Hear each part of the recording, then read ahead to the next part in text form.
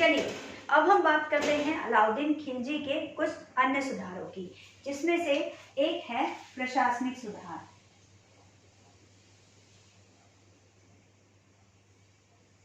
प्रशासनिक सुधारों में अलाउद्दीन खिलजी ने सबसे पहले तो यह कार्य किया था कि जैसे ही वह गद्दी पर बैठा तो उसने देखा कि जो अमीर थे, जो जलालुद्दीन खिलजी के शासनकाल में काफी प्रगति कर चुके थे, उनके पास बहुत ज्यादा जमीनें थी, लेकिन उनसे लगान नहीं वसूला जाता था, जिससे राजस्व की आय में वृद्धि नहीं हो पाती थी। तो यह कारण था कि अमीरों की आय पर नियंत्रण करना आवश्यक था। तो सबसे पहले उसने अमीरों की आय पर नियंत्रण किया, उन पर कर लगाए, उन पर राजस्व लगाया। दूसरा, अलाउद्दीन खिलजी यह समझता था कि यदि व्यक्ति मादक द्रव्यों का सेवन करता है तो उसमें विद्रोह की भावना अधिक भड़कती है, विद्रोह करने के लिए वह तत्पर हो जाता है। तो इसीलिए उसने जितने भी मादक द्रव्य हैं उनकी खुलेआम बिक्री पर रोक लगा दी। मादक द्रव्यों की खुलेआम बिक्री पर रोक लगा दी उसने। तीसरा, उसने यह देखा कि जब अमीर और अन्य जो राज्य के कर्मचारी हैं वह आपस में मिलते बैठते हैं, दावतें करते हैं, किसी समारोह में मिलते हैं, तो आपस में षड्यंत्र भी रच सकते हैं।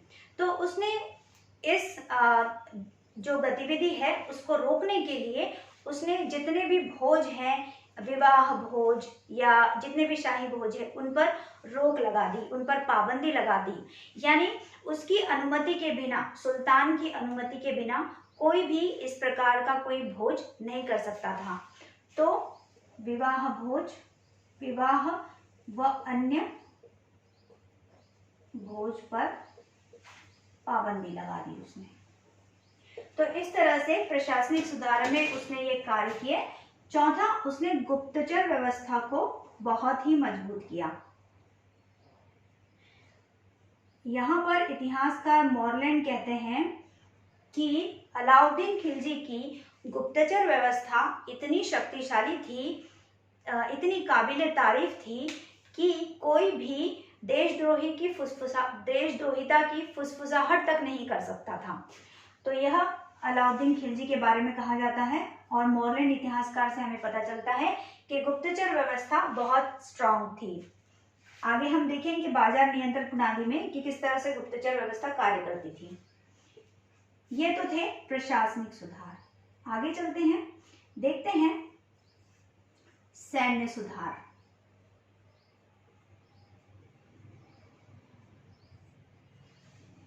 सैन्य सुधारों की यदि हम बात करें तो इतने बड़े सैन्य अभियान, यानी उत्तर भारत में हिमालय से लेकर दक्षिण भारत में कन्याकुमारी तक के सैन्य अभियान बिना सैन्य सुधार के तो सफल होने की कोई गुंजाइश नहीं दिखती। यानी जरूर ही उसने कुछ ऐसे सुधार किए होंगे जो कि पूर्ववर्ती शासकों से भिन्न थे। उसमें से एक था स्थायी सेना रखना। यह काबिले तारीफ था। पहले के शासक स्थायी सेना नहीं रखते थे, वह जागीरदारों से सेना ले लिया करते थे जब भी आक्रमण के समय पर उन्हें आवश्यकता पड़ती थी। लेकिन इस दौरान यह होता था कि जागीरदार या तो शत्रु देश से मिल जाया करते थे या फिर सेना को पहुंचने में देर हो जाया करती थी। तो इस तरह से स्थायी सेना रखना मुख्य उद्देश्य रहा होगा। स्थायी सेना रखने से उसने सैनिक भर्ती शुरू की और सैनिक भर्ती भी के लिए उसने एक अधिकारी नियुक्त किया बकायदा। वह अधिकारी सैनिक भर्ती करता था। रजिस्टर में बकायदा सैनिकों का हुलिया रखा जाता था, नाम रखा जाता था, उनका हुलिया दिखाया जाता था, स्केच बनाया जाता था। प्लस और क्या किया जाता था, हुलिया के साथ ही दाग, यानी घोड़ों को भी जिन सैनिकों के पास घोड़े हुआ करते थे उन्हें दागा भी जाता था। तो इस तरह से अलाउद्दीन ने सैनिक भर्ती को भी बहुत ही आवश्यक बना दिया सैन्य सुधारों के अंतर्गत। और यहाँ पर अधिकारी तो नियुक्ति करता था सैनिकों की, लेकिन सुल्तान की अनुमति के बिना कोई भी सैनिक भर्ती नहीं किया जा सकता था। तीसरा, उसने नकद वेतन देना शुरू किया। नगद वेतन देखिए, अगर हम बात करें इल्तुतमिश की, पूर्ववर्ती शासक इल्तुतमिश की, तो इल्तुतमिश ने जागीरदारी व्यवस्था को बढ़ावा दिया, इक्तेदारी से सैनिकों को वेतन शुरू करके। लेकिन यहाँ पर इक्तेदारी व्यवस्था को समाप्त करके नगद वेतन देना शुरू करता है अलाउद्दीन खिलजी। और प्रत्येक जो सैनिक है उसे वेतन दिया जाता है 234 टंका प्रति वर्ष। और यदि कोई सैनिक घोड़ा रखता है तो उसे 78 टंका प्रति वर्ष दिया जाता है। यानी देखिए, यदि हम इसे प्लस कर दें तो कितनी अच्छी आय जो है वेतन के रूप में सैनिकों को दी जाती थी। अलाउद्दीन का सोचना यह था कि यदि सैनिकों को अच्छा वेतन दिया जाएगा तो वह और उत्साह से कार्य करेंगे। दूसरा, उन्हें इतना तो वेतन दिया जाए कि वह अपनी दैनिक दिनचर्या की जितने भी उपयोग के लिए सामग्री है वह जुटा सके और एक अच्छा जीवन व्यतीत कर सके। तो उसके पीछे यह कारण भी था। तो नगद वेतन, काबिले तारीफ सैन्य सुधार के अंतर्गत। तो इस तरह से सैन्य सुधार के अंतर्गत अलाउद्दीन खिलजी ने जो है सेना को स्थायी रखा, सैनिकों की भर्ती की और उन्हें नगद वेतन भी दिया। आइए अब देखते हैं आर्थिक सुधार। यदि हम आर्थिक सुधारों की बात करें तो सैनिकों को नगद वेतन देना यानी स्थायी सेना रखने के पीछे एक कारण आर्थिक सुधारों को बढ़ावा देना था। जैसे अलाउद्दीन ने जब सैनिकों को नगद वेतन देने के बारे में विचार किया तो उसने बाजार नियंत्रण पद्धति को अपनाया। तो यहाँ पर अलाउद्दीन की बाजार नियंत्रण नीति सफलतापूर्वक यहाँ पर उसने बाजार नियंत्रण की नीति को चलाया। इसके अंतर्गत मूल्य नियंत्रण की नीति को भी उसने अंजाम दिया सफलतापूर्वक। यहाँ पर एक क्वेश्चन बनता है कि जाब्ता क्या था। मूल्य नियंत्रण प्रणाली के अंतर्गत आता है यह जाब्ता। तो जाब्ता जो था वह सबसे कठिन अधिनियम था अलाउद्दीन खिलजी के समय मूल्य नियंत्रण प्रणाली का, सर्वाधिक कठिन अधिनियम। अब यह अधिनियम था क्या? इसके अंतर्गत जो भी गल्ले का भाव होता था, यानी कि आटा, दाल, चावल, गेहूं, जो भी गल्ले का भाव निश्चित तौर पर कर लिया जाता था और गल्ले का भाव निश्चित रहता था, वह बदलता नहीं था, उसमें परिवर्तन नहीं किया जाता था। तो गल्ले का भाव निश्चित था और अलाउद्दीन खिलजी की मृत्यु तक यह निश्चित ही रहा।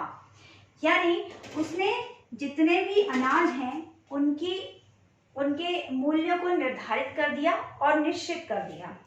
और ये कहा जाता है, यहाँ पे हमें बरनी का उल्लेख मिलता है कि जो अलाई टंका था उस समय जो प्रचलित था, वह वहाँ के अंग्रेजों के रुपए के अनुसार 88 सेर गेहूं, उसमें एक दिल्ली का नागरिक 88 सेर गेहूं, 98 सेर चावल,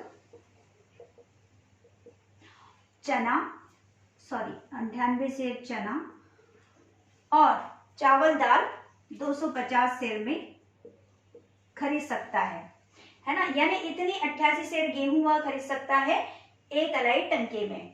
तो इस प्रकार से मूल्य जो थे वो सुनिश्चित थे और मूल्य नियंत्रण नीति उसकी काफी सफल रही। उसने यहाँ तक कि किसानों को भी एक सुनिश्चित अनाज रखने के लिए प्रोत्साहित किया। उन्हें सिर्फ उतना ही अनाज रखने की अनुमति थी जितने से वह अपने परिवार का पालन पोषण कर सके। व्यापारियों को भी जनसंख्या क्षेत्र की जनसंख्या के आधार पर, व्यापारियों को क्षेत्र की जनसंख्या के आधार पर ही दुकानों में जो है माल रखने की अनुमति थी। वह इससे ज्यादा जो है सामान नहीं रख सकते थे। तो इससे क्या हुआ, इससे यह हुआ कि कालाबाजारी नहीं पनपी और भ्रष्टाचार भी नहीं फैला। हालांकि व्यापारी इस बात से काफी परेशान थे। तो इस तरह से हम देखते हैं अलाउद्दीन की मूल्य नियंत्रण नीति। अब आते हैं दूसरे क्वेश्चन की तरफ। बाजार कीमतों को नियंत्रित करने के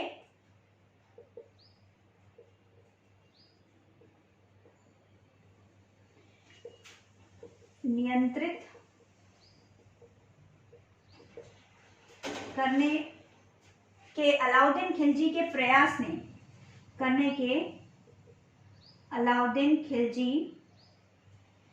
प्रयास ने क्या किया। तो यहाँ पर कुछ ऑप्शंस आते हैं, जैसे कृषि में सुधार किया, या फिर उसने बहुत सफलता प्राप्त की, या फिर डाक व्यवस्था लागू की। इस तरह से कुछ ऑप्शंस आते हैं। तो यहाँ पर ये ऑप्शन करेक्ट होगा कि बहुत सफलता प्राप्त की उसकी इस नीति ने, बहुत ही सफलता प्राप्त की। देखिए, अब हम आगे के क्वेश्चन की तरफ चर्चा करते हैं कि बाजार नियंत्रण के विषय में हमें जानकारी कहाँ से मिलती है। तो बाजार नियंत्रण के बारे में हमें जानकारी जियाउद्दीन बर्नी की तारीख-ए-फिरोजशाही से मिलती है। यह स्रोत है इसकी बाजार नियंत्रण प्रणाली के बारे में जानने का, उसकी सूचना का। बर्नी की तारीख-ए-फिरोजशाही। एक और क्वेश्चन देखते हैं, कौन सा अधिकारी अलाउद्दीन खिलजी के बाजार नियंत्रण से संबंधित नहीं था।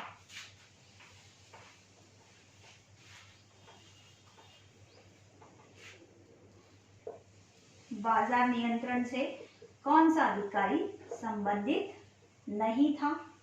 जैसे आपको ऑप्शन दिए जाते हैं, शहना-ए-मंडी,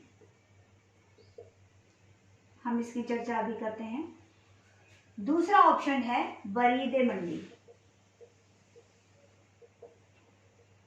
तीसरा ऑप्शन है दीवान-ए-रियासत। चौथा ऑप्शन है डी, दारोगा-ए-मंडी। देखिए, यहाँ पर हम सबसे पहले बात करें कि कौन इससे संबंधित नहीं है। तो पहले हम बात करते हैं शहना-ए-मंडी की।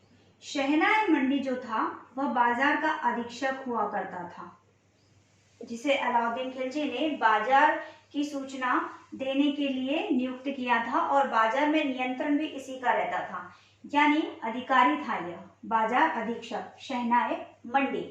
तो शहना-ए-मंडी का कार्य यह था कि इसे सूचना देता था कौन, इसे सूचना देता था बरीद-ए-मंडी। मंडी का अर्थ है बाजार। बरीद-ए-मंडी जो भी दिन भर की सूचना होती थी उसकी जानकारी शहना-ए-मंडी को देता था, और शहना-ए-मंडी के ऊपर एक और पदाधिकारी था जिसका नाम था दीवान-ए-रियासत।